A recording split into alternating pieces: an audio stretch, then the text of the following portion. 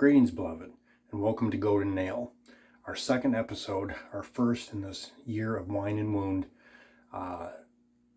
Starting off with a really big topic. We already did an introduction on this in our podcast, Gloria Omnia. We did an introduction on Chesed v'emet. That's our topic for this month. That's what we'll be talking about tonight. I'm not going to go over all the basics because we already did that in an introductory episode in Gloria Omnia. So go and check that out. For tonight, we're going to get right in. Chesed v'emet. That is our topic for this month. We're doing 12 months on the topic of wine and wound. This first month deals with God's character. The words Chesed v'emet, they're Hebrew words that take two words. Really important words. The first one is loving kindness. It's translated to loving kindness. It's about love. But the word is so strong. It's a covenant love. It's God's love. It's God's love that does not fail. He will not fail to love. And so chesed is that first word, loving kindness. It's such an important word, we can't just say it as love in English. It means more than that. It's lovingly kind. So that is the beginning of our two words in this month. It shows God's character. He is lovingly kind, unfailingly loving kind. The second word is emet. So chesed ve'emet, loving kindness and faithfulness in truth. Truthfully faithful. So the one side is God's love. The other side could be said it's a little bit of God's law, but it's a lot more than that. It's that He's faithful to what He says. When He promises something, it is fulfilled. It may not be fulfilled the way that somebody else thought, but it's always fulfilled in the way that God thought. And what's so interesting about these words is it's not a concept that is out in the universe that defines God. It is God's very character. So when you think of God, it's like that old saying, somebody's stupid. You look up stupid in the definition and it's Fred. Fred is stupid. This is God. When you look up loving kindness in the dictionary, that's God. When you look up faithfulness, truth, that's God. The best definition for loving kindness, the best definition for truth and faithfulness is God. That's where it comes from. When we act in a loving way, that comes from God. God is the definition. God is the judge of these things. So where these words come from, how they were put together, why they're so important for this study, for this whole year. They're the foundation of this whole study for this whole year. I want to read to you a quote from the book of Exodus. This is, so if you go through the book of Exodus, the creation of the world, Adam and Eve, all that happens with that, you have Abraham. God makes a covenant with Abraham. He actually walks in between dead animals, saying that if I do not fulfill my promises, may I be as these dead animals. So that's kind of the background of this. And then eventually the promise to Abraham start coming true. They start coming true when a nation is built, this nation of Israel. And Moses takes this nation of Israel out of Egypt after all the things, the plagues and all that happens with Egypt. And this is all coming true. And the people of God are at this mountainside where God's going to give the 10 Commandments. And Moses comes down the hill with these 10 Commandments. And what are the people doing? They're worshiping a fake God. They're worshiping a golden calf that they made. Here's our God. God just rescued them. And they didn't hear from Moses for a little while, and they freak out and they make their own God. And God was furious. Moses was furious, and he broke the tablets, and that's a whole other thing. But Moses goes back up on the hill. God takes care of the situation, and God's going to make a covenant with the people of Israel. And this is what it says in the book of Exodus about it. Then the Lord passed by in front of him, Moses, and proclaimed, the Lord God, compassionate and gracious, slow to anger, and abounding in loving kindness and truth, who keeps loving kindness for thousands, who forgives iniquity, transgression, and sin, yet he will by no means leave the guilty unpunished. There's his loving kindness and his truth. His loving kindness finds a way to even forgive, making another God instead of him. His loving kindness ultimately comes to Christ. We're going to get to that, but he finds a way to forgive. He finds a way to fulfill his promises that I will forgive. And then he's truthful, and he's faithfully truthful, to the point where, here it is, by no means will he leave the guilty unpunished. Which gets really wild when you consider that Jesus died for sin. But let's keep going. So that's kind of the basis of this. That is God's covenant to his people. And it's huge in the Hebrew context. We talk about this in English, and like I said, even the word loving kindness, couldn't just be loving, it had to be loving kindness. It's because the Hebrew culture was a little more in depth about these things than we were. They were a covenantal community. And we have little bits and pieces of covenant type stuff in our community, but even covenant, we don't use that word much anymore. A little bit here and there, especially in a church context. But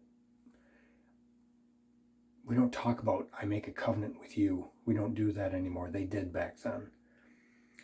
That continues through the Bible. It continues through a number of situations. There's a whole history.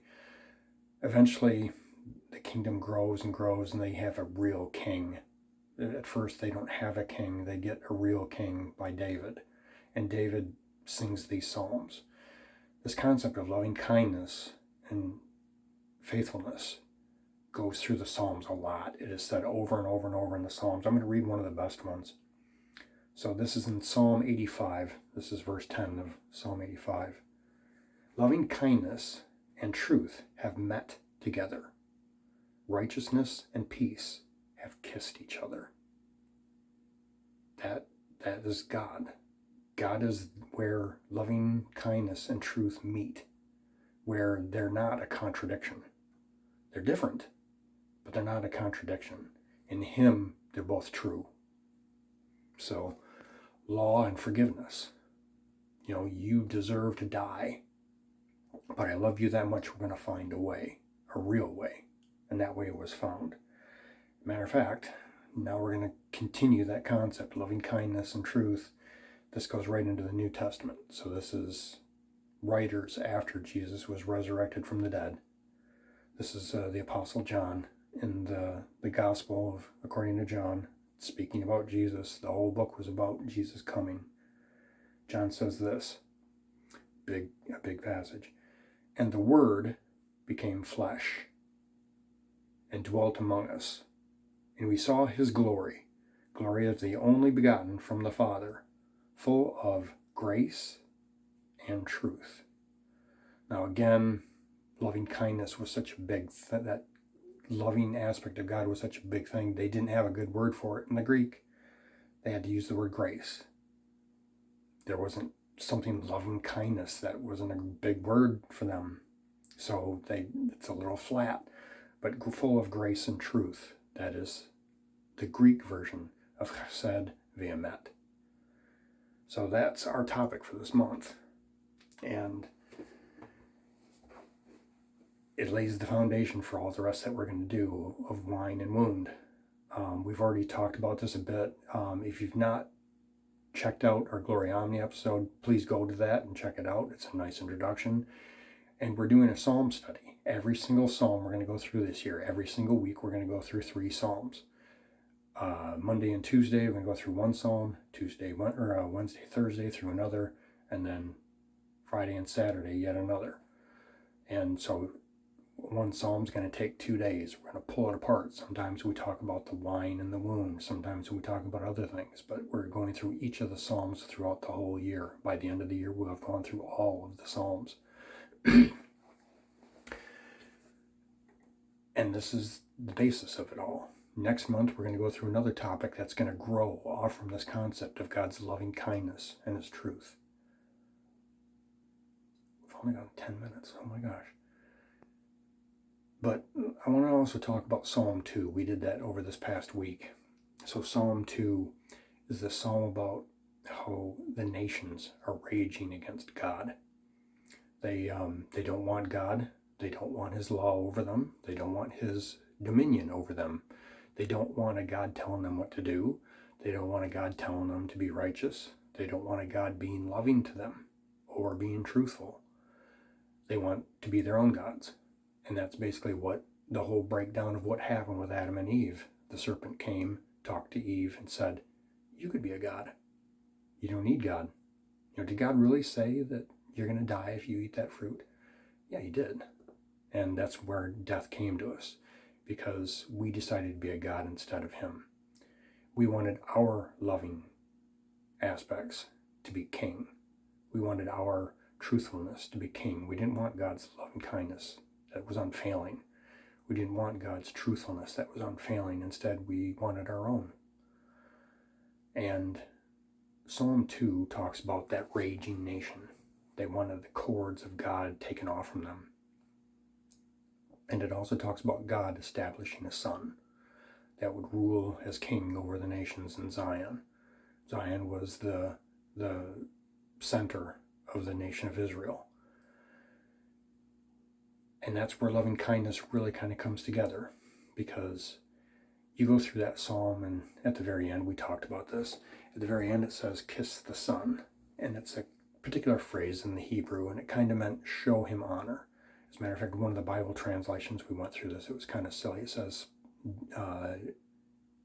pay homage instead of kiss the son, is the way that it's supposed to be actually translated. And yeah, it can be the kind of like you have a mob boss, and in order to show him respect, you kiss his hand. You show him that respect by kissing him. And that's what that kind of means in the Hebrew, but it's so much more than that, because this is not just some mob boss who has you as a slave. It's not a God who's merely true and kind of mean because, well, we all sinned against him. So did God spare us from dying? But then you're just kind of a slave. It's not the way that this is. God is lovingly kind. This loving kindness, it doesn't just stretch back to when Jesus was resurrected from the dead, and John in his gospel says that Jesus was the Word made flesh and he was grace and truth. It's more than that.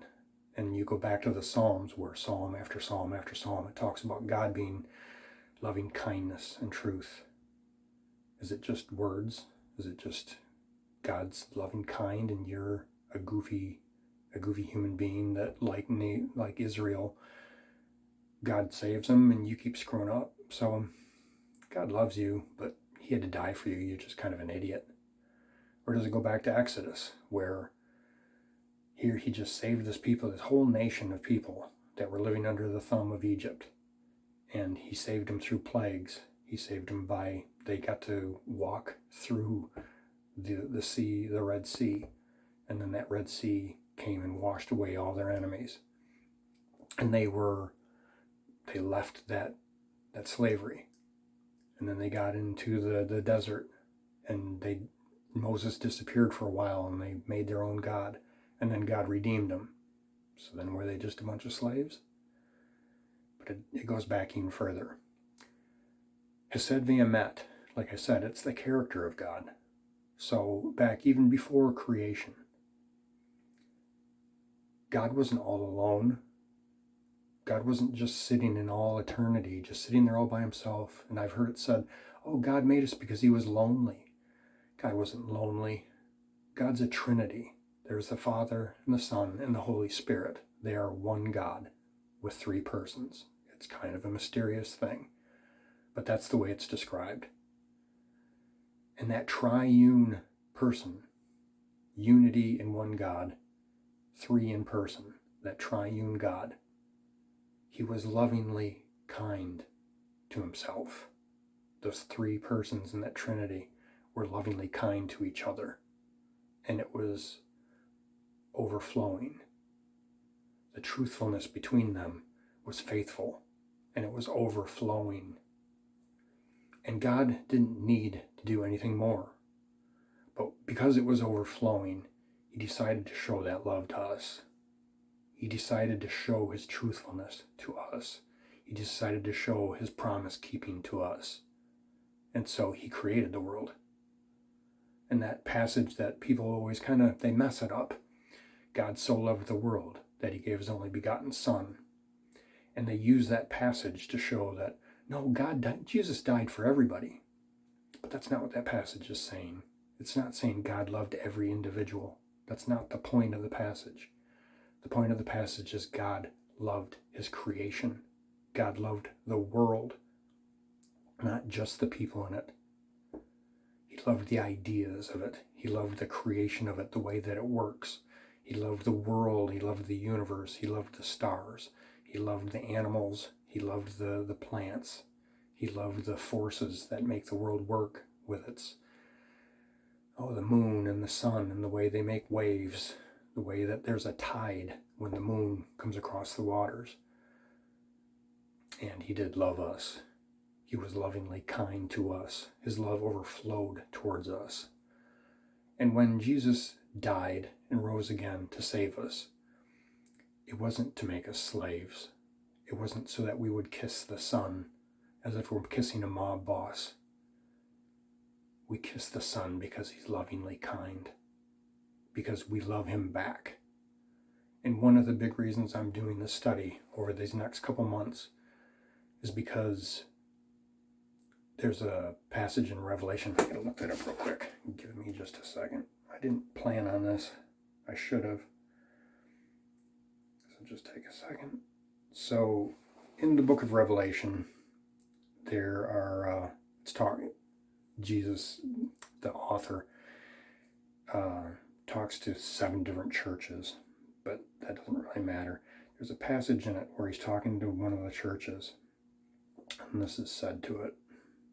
I'm going to read it here.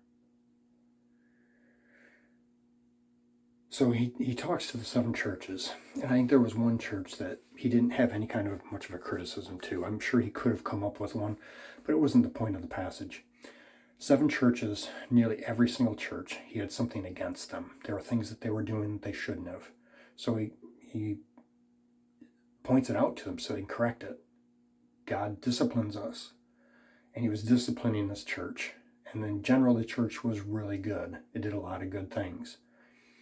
But there was some stuff creeping in. And he says this to this church. He says, "But I have this against you, that you have left your first love." I just talked about kiss the Son in Psalm 2.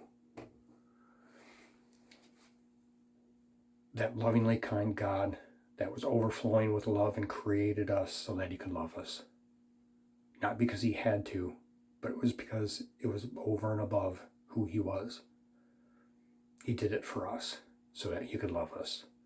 Jesus died and rose again, defeating death, took our death upon himself. And that love just overflows. And something that's kind of happened, it's the reason I'm really doing this study. The nation of Israel did fall apart. It just took time, and when Jesus was resurrected from the dead, the gospel, the faithfulness of God, all the promises of God and all that, it wasn't meant to be just for Israel. It was never meant to be just for Israel. And when Jesus did all that, it wasn't plan B. It was the plan all along. And Israel failed. The greatness of God, the things that they could have told to the nations, they did not. They kind of harbored them. They held it in the nation of Israel. And with this new period where Jesus had rose from the dead, that message of the loving kindness and truth of God was meant to spread all over the world. So it began. It spread out from Israel. It wasn't just Israel's God anymore. When Jesus was risen from the dead, that was meant for the whole world. So the gospel, that good news, it moved from Israel to the Gentiles. It moved to the Romans, was the big first start, but nations all over the place were around when that happened. It was heard in every tongue that was in the area. and that gospel spread. And so there were many Jews that were a part of that early church, but it moved to Rome. And not only did it move to Rome, but right around that same time, shortly after Jesus was resurrected from the dead, the church was, the temple, the Hebrew temple was destroyed, and the Jews were scattered all over the world. They were in Russia, they were in Germany. You know what happened with the Jews in Germany. It got to be a mess. Jews were all over the world. They didn't have a homeland anymore. And recently in our history now there's a new nation, the nation of Israel, where they were. But before that, they were all over the world. And as this message of Jesus risen from the dead was spreading through the world, it went to Rome. And when it got to Rome, this Jewishness, this Chesed ve'emet, this covenant concept of God's loving kindness and his truth, was kind of slipping away a little. I want to read this too. I wasn't planning on this either, but I want to read this because there's a bit of a curse in it. I'm not going to be able to find it quickly. The Apostle Paul, who talked about the gospel, he was the apostle, one of the biggest apostles, one of the biggest writers of the New Testament. He's talking about how the gospel is spreading from just the nation of Israel and how it's going to the Gentiles. That's all the other nations, all the other peoples besides just the Hebrews. It was starting to spread out. And Paul says the gospel didn't forsake the Jews, though, did it? I mean, how can God just give up on the Jews? And the Jews, in many ways, were not faithful. They didn't believe in the Christ. When he came, they ignored him. So Paul gives kind of a warning to the Gentiles who had grabbed the gospel and were running with it, and who, by them, it was spreading all over the world.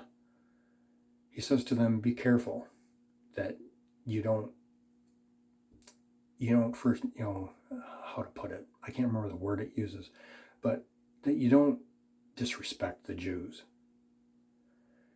And it says that, basically it says, that the Jews are the natural branches. And yes, many of them have been broken off. They don't have faith in the Christ. But it says at the same time that, the natural vine that they were a part of, that the Gentiles were grafted into that natural vine. We were wild branches. So nations like the Romans, the Greeks, you can go all the way to, it ended up going to the English and the French, and came all the way to America, even American Indians, all over the world. It even ended up, it went through the Asia now, it's coming back all the way through the whole world. But we're all wild branches. God started with the Hebrews. The Hebrews are the natural branches of that vine, and they broke off. But he says, don't disrespect them, because they can easily be grafted back in, and some of them were never even broken off. The writers of the New Testament is a great example. But when they were scattered, that Hebrewness of the faith got scattered also. And as the gospel, as the faith was moving through the world, mostly through Rome, through the Vatican, through the Catholic Church, that Hebrewness of the faith kind of got scattered with it. That sap that goes through that natural vine, it wasn't flowing through us well. And that's why I'm talking about the loving kindness and the truth of God. That's why I'm taking us back to the Psalms. That's why I'm doing this big study through this whole year, is because even the best churches, we don't think about the Hebrewness of the faith like we really should. There was a big covenantal aspect to the faith back then, and we've lost a lot of that. There have been little times when the church kind of went back, tried to find its roots better, and it did a better job. The Reformation was a big time where the Roman Catholic Church got to be just a mess. And if you talk to Roman Catholics now, they're going to be really mad at me. But the reality is the Roman Catholics got to be a mess. They were a mess from early on. You can look into the New Testament, and Paul and Peter had disagreement. Those were the apostles. Peter was messing up, and Paul had to call him out. The apostles at times misunderstood the gospel, or were not living in a right way that showed the gospel. If that happened to the apostles, how much more the leaders of the church after the apostles? How much more as the Jews got scattered and that covenantal aspect, that natural vine, that sap of the natural vine, it was no longer flowing as much in the church. And as the Romans more and more kind of just didn't like the Jews and kind of pushed them away because they were creating their own church. They were going to be the true church. And as it grew more and more, I mean, even now, like, there are a couple of churches that do a really good job. I mean, I like the Lutheran Church. I like a bit of the Reformed Church. They try really hard to understand the covenantal aspect of the faith. But the truth of the matter is we could understand it better. If you read through the Psalms, if you dig in deep, the sap is in there. The reason why is because, well, let me get into this real quick too. The Psalms aren't sang in the church anymore. Not much. Some churches do a little bit. Some churches do decently well. But very few churches believe that the Psalms should be sang every week or several times within the same service. Most churches believe that the Psalms are kind of secondary, and it's kind of like that Hebrew faith is kind of secondary, that what we've been doing since is more important, but it's not. That sap that flows from the Old Testament, it should be still flowing now. Yes, we need to be careful because we have a new wine that came from Jesus being risen from the dead, and you don't put that new wine into old wineskins. We shouldn't be rebuilding the temple. We shouldn't be doing a lot of the things that the Jews did because we have new things. We don't worship on the Sabbath anymore on the last day of the week. We worship on the first day of the week because it made more sense. That last day of the week, that was fulfilled in Jesus. There were a lot of parts of that old covenant that were fulfilled in Jesus when we move forward. But we move forward with that fulfilled covenant. We move forward with that fulfilled sap. But it's a sap that has a Hebrew feeling to it, a Hebrew covenant behind it. And we've lost that. And that's the point of this whole year's study, is to try and get it back. Mostly by studying the Psalms. As you read through the Psalms that we're not singing, and you pay close attention to them, Jesus sang those Psalms. He sang them probably in his life a lot. But I really believe as you read those Psalms, as you study them, Jesus sang those Psalms after he died for us. As he was going through that torment for us, I can guarantee you, those Psalms were on his lips. Those Psalms were his voice. Those Psalms show his loving kindness to us. That deep loving kindness where he died for our sin and faced the wrath of God that we deserved. He was abandoned by the Father for us. That God that was triune in love, they were together in love, overflowing in love towards one another, that didn't need us, but they created us anyway. He then was abandoned from the Father for us, that Father that he loved dearly. He loved us dearly enough to take that abandonment for the time that he did. But he didn't deserve that. And thankfully, the Father showed him grace. He raised him from the dead. And in that, we will be raised from the dead also. So, I'm going to kind of wrap this up now. I went pretty long. That is the basis. That is God's character. This is the first month showing God's character of loving kindness and truth. And we're going to carry that into next month also, where this concept grows. These first 3 months are about the foundation of wine and wound. And it's something we can sing about in those Psalms. And I beg you, follow the study that I'm doing of the Psalms.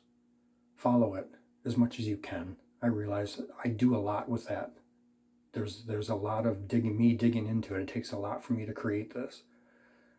But if you can listen to it a little bit, there's some neat things that I pull out of it. And I'm going to do it for the rest of the year. And next 2 months, we have more foundational stuff about this study. And then the study's going to move on from the foundation.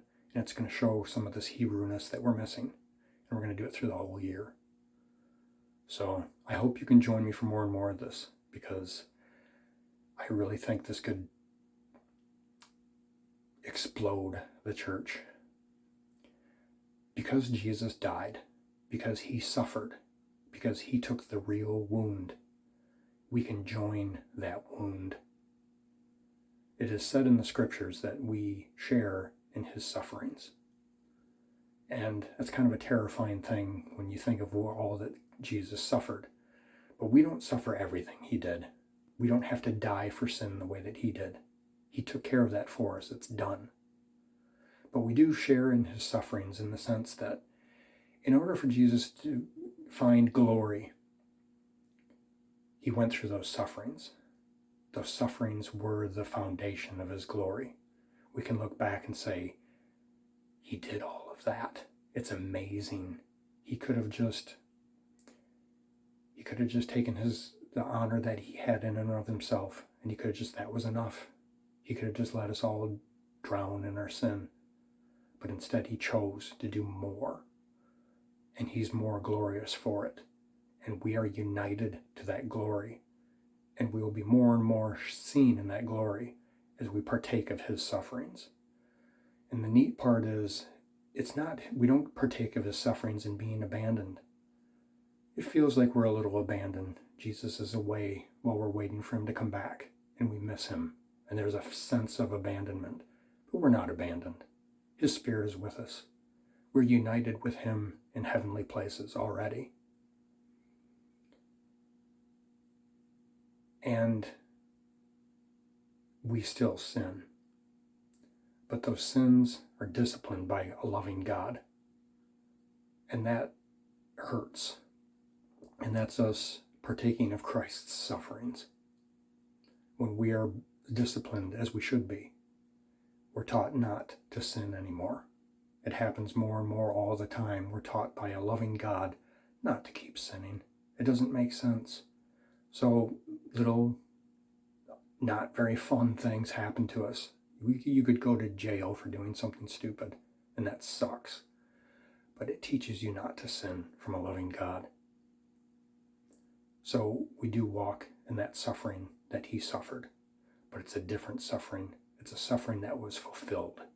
It's a suffering that changes the world. It's a suffering that brings about a new heavens and a new earth that is perfect. We are moving towards a life everlasting, full of glory, because he fulfilled it, and because we get to walk in that now. So I encourage you to walk in those sufferings with me through this next year, through this wound. And as you're being wounded, we can also take the wine of his resurrection, the wine of his blood, and we can apply it to that wound. And we can become so powerful because we have that loving kindness and that truth behind us. And we can affect the people around us and the culture around us. We run around so much now, and we're all upset about the things that are going on in our culture with the politics and the division and people thinking one another are evil and causing all kinds of problems. But that wound can be healed through loving kindness and truth. Hope to see you next month. We have another Gloria Omnia coming up in about a week. We have Psalm study. I have yet more planned that I've not even talked about that we're going to have over the next few weeks, and obviously a whole lot more over the next year. Please follow what I'm doing. I beg of you. I love this. I'm going to keep on doing this even if nobody watches it. But I really pray people watch this and pay attention and find this loving kindness, this unstoppable loving kindness in this truth. So, God bless you all. Carpe Gloria.